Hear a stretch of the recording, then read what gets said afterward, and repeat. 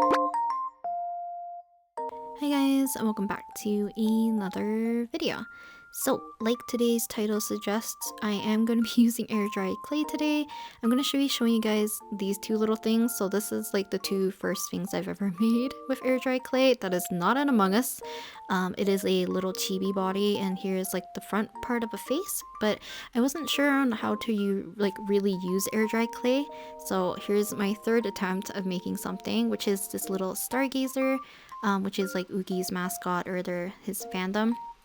So yeah, this is just made like entirely of air dry clay, and I also made a brisk cadet, which is part of Sunny's little fan base, and their little mascot is this little, I think he's like a little squid little dude.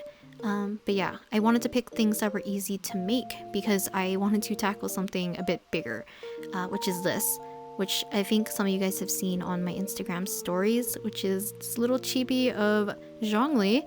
And I don't think I did too bad. I don't really like his face. I also accidentally ripped off the paint on his butt, but I don't really want to paint it back because that was part of the varnish and stuff. But yeah, he's all glossy and stuff, and I'm going to be showing you guys basically little snippets of my progress and process of different projects that I've already done. So let's get into the materials first.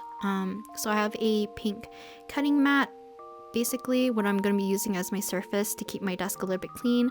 I usually use the white side to do cutting, but the pink side I usually do for like painting and anything that requires to be a little bit more messy. So for the clay, I'm using the Das brand, I believe it's called, and it is air dry clay. It dries kind of like a light whitish gray, like a light gray, I guess is a better way of saying it. I have a jar of water. I also have this little container full of slip, which is basically just water and clay mixed together so we can adhere our pieces together. And next I have some of my other tools. So I have these clay tools from back when I was in university, but I used them to mix my watercolors instead at the time. And I have some brushes that I would like to use for the project, but I have this one in particular that I've been using to help smooth out surfaces and to apply slip to certain areas. I also have a burnishing tool. I know a lot of people use like different kind of clay tools that have more of a wire or like a pointy surface, but I have a burnisher and I'm going to be using it. I also used it during my uni days, so I'm just going to use it for today. I have a old rugged towel so we can get it moist just to clean my tools and my hands if I need to.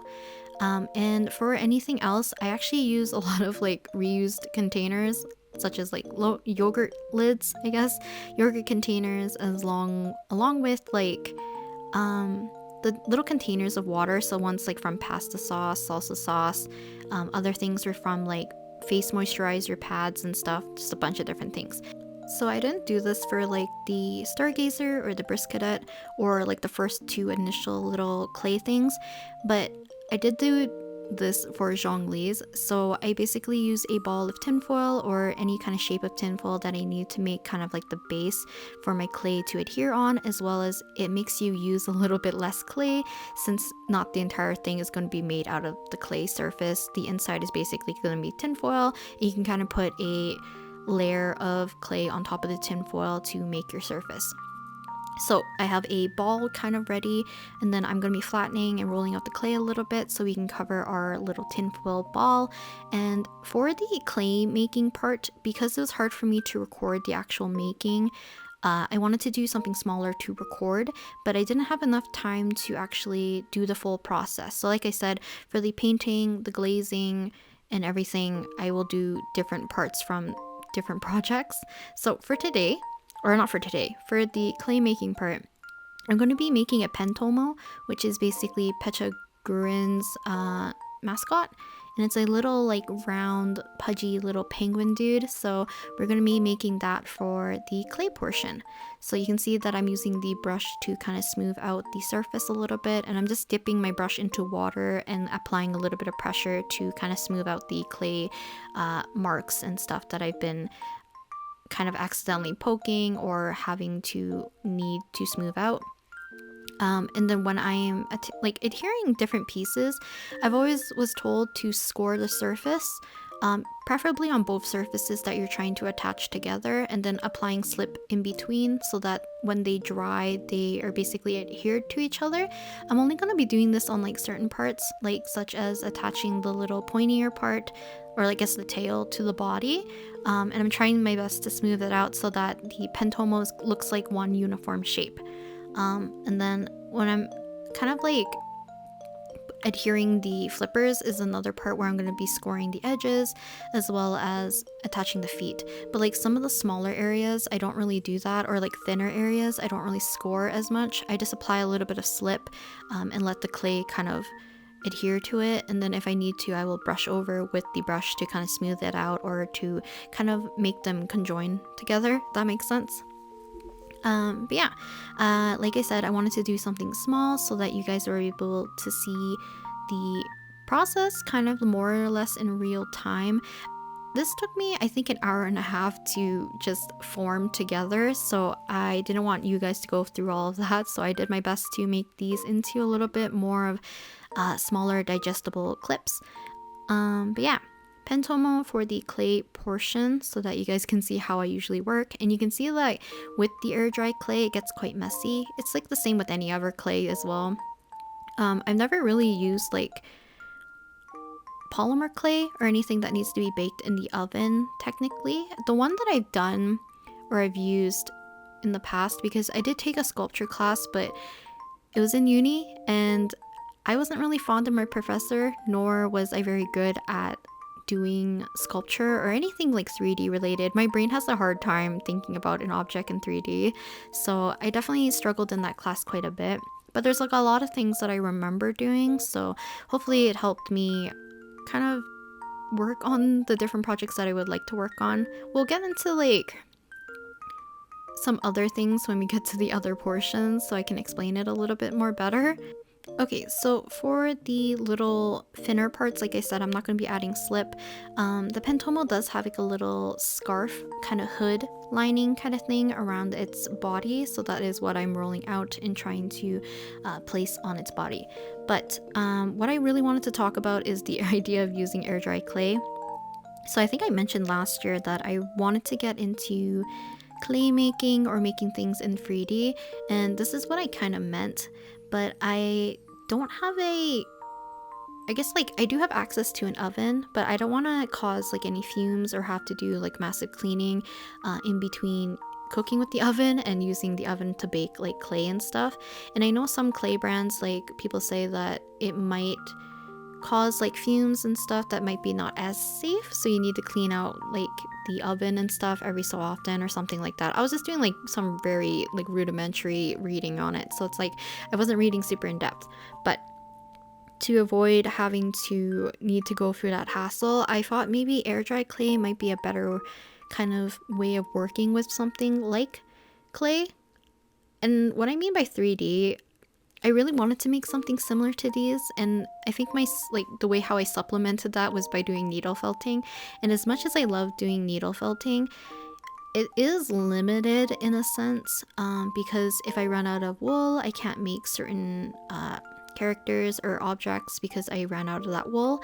And for clay, you're kind of like, you could use colored clay, which I've seen a lot of air dry clay having, especially like more recently, and a lot of channels that I've watched that do air dry clay have like air dry clay that's like already pre-colored, if that makes sense, and they're able to knead it and mix colors and just make the objects the color straight away. But I kind of wanted the opportunity to paint the different sections because I didn't want to be limited to what I can make because of the color range.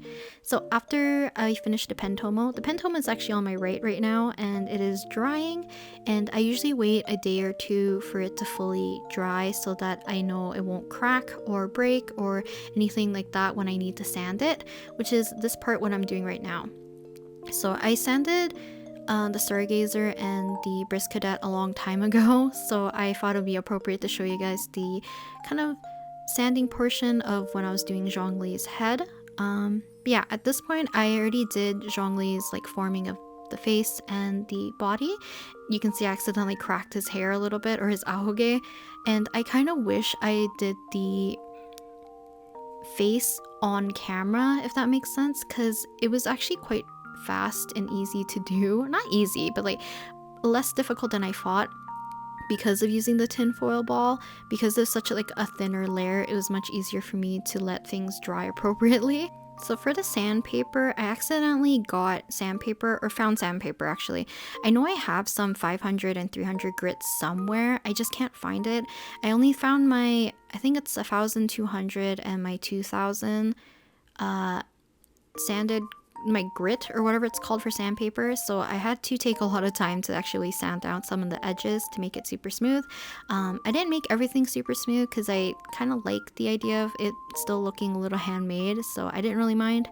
But yeah, after I finish sanding it, I usually brush it with a paintbrush to kind of get rid of any of like the debris or any residue, and we can move on to painting. So painting was a little bit of a hassle, so I decided to paint the Brisk Cadet first, and this is what I'm going to be showing you guys on camera. I show you guys very little of painting of Zhongli because, like I said, I think making Zhongli and painting Zhongli took me 2 days, and I didn't want to film both of those footages, if that makes sense. It just took way too long and a lot of trial and error. But I did a lot of practicing on this little Brisk Cadet. You can see I actually taped off some of the areas like inside of his goggles and his body, but I did 2 mistakes. I don't think I let the paint dry long enough, so when I actually rip off the tape, it actually peeled up the paint, which kind of sucks. But also the painter's tape that I'm using has a really strong adhesive, so I don't think it was the most appropriate tape to use for this kind of project, at least for me anyways. I did use the painting or the tape technique with the paint on Zhongli, and I had no peeling, so it's probably because I let the paint dry a lot longer and I actually used washi tape, which seemed to be a little bit softer, and it made it easier to keep the painting of Zhongli's hair off of his face. So yeah, that's something I will keep in mind for the future. I just won't use the green paint, like painter's tape, if anything. So I'm just painting over the areas of where the tape actually ripped off. And yeah, here's the little Brisk Cadet for the most part when he is not with the glossy varnish. So yeah, I think it looks kind of cute. I did add a little bit of dry brushings on some places so he's not just a matte black everywhere, and this is what he looks like.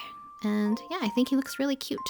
I did do the glossy part for the Stargazer with nail polish. I don't recommend, especially if you can't thin out your nail polish a little bit, because mine was super old and super clumpy. So I kind of regret that the Stargazer, even though it looks super cute, it looks really rugged and a little bit, I don't know, just looks off because of the gloss varnish being super clumpy, and you can see like my thumbprint in an area and stuff. Kind of wish I waited for the varnish to come in. That's okay, I got super impatient. But yeah, so for Zhongli, I painted the skin tone first. I actually ended up lightening his skin tone a little bit more and kind of dulling it out because I made him look super orange. I don't think you guys can really tell on the camera, but he was super orangey looking. Actually, this is probably a little bit closer, but yeah, I did my best to paint to the best of my abilities, but you'll see at some point. So yeah, this is when I have like a good portion of his head just finished. I did my best to paint the hair, do the gradation. I had one base coat kind of done for his body. I didn't do the bottom part nor under his arms. And you can see the different sections I had separate. So I had his body with a toothpick to put his head in. I had his little teacup. I have the little hair clip. And his ponytail is not in view, but I also had that as a separate piece because I was scared of breaking it, which is the thing I'm going to talk about. Air dry clay, I feel like it is a little bit more fragile than using like oven baked clays, like polymer clay probably. Oh, by the way, here's his face. It looks so cute sketched out. Oh my god. When I started to paint it, I somehow derpified him so badly. So even at some point where you see me paint him, it actually doesn't look that bad. For some reason, after I attached his head to the body, he looks so derpy. So yeah, I actually did like a mock-up on my iPad to make sure the face looked okay, and I thought the placement actually looked fine. And like I said, like at this point his face actually looks okay. Even when I did like the majority of the painting, it still looked fine. So I don't know what happened. I don't know if it's just the angle I was looking at him at, and the lighting just looks fine. But I'm looking at him right now. So derpy. I think it's also because I kind of want to press in his face a little bit to be flatter. I feel like the place where his nose would be just juts out a little bit too much maybe. Or I need to push in his jaw-ish area in along with his cheeks. I feel like I was trying to reference like Nendoroid looking faces, but I should have just looked at one because I have a few, or I have two. I have Venti and I have Toon Link, and I should have looked at those face bases probably when I was making the face. See, look, I think he actually looks okay and he doesn't look too derpy. But once I place him onto the body and put the gloss varnish, he looks hella derpy. Man, it's okay. This is kind of the close-up. You can see I did kind of a poor job keeping the paint kind of consistent because he's kind of lumpy. But yeah, here's the varnish. I'll leave the materials and stuff to the best of my abilities into the description if you guys are interested. Also, just look up different tutorials if you're interested in doing air dry clay, because there's a lot of things you should consider if you want to. Because I've actually snapped his jacket once. I snapped his ponytail, I snapped his ahoge twice, and I super glued them back. So yeah, and then here I'm just varnishing him because sometimes he just sits on my desk and I don't know if my room's too warm, but he adheres to, or not my desk, my little shelf, and he kind of adheres to my shelf a little bit. And sometimes when I lift him up, like what you guys saw in the beginning of the video, like a whole paint chunk kind of just chipped off. So I'm putting gloss varnish on him to keep him safe and away from moisture, as well as hopefully it will prevent paint from chipping. So yeah, luckily the ponytail portion of his hair kind of keeps him a little bit stable because he was really wobbly. I dried him upside down at some point and it made his little coat part jacket kind of flop the other way, which made it not flat. So yeah, sorry that this week doesn't have a sketchbook doodles video. I apologize about that. I haven't been doing a lot of traditional art recently, so we'll get into that hopefully next week. And hopefully you guys don't mind today's video of me trying something a little bit different. And I'll talk to you guys next time. Bye!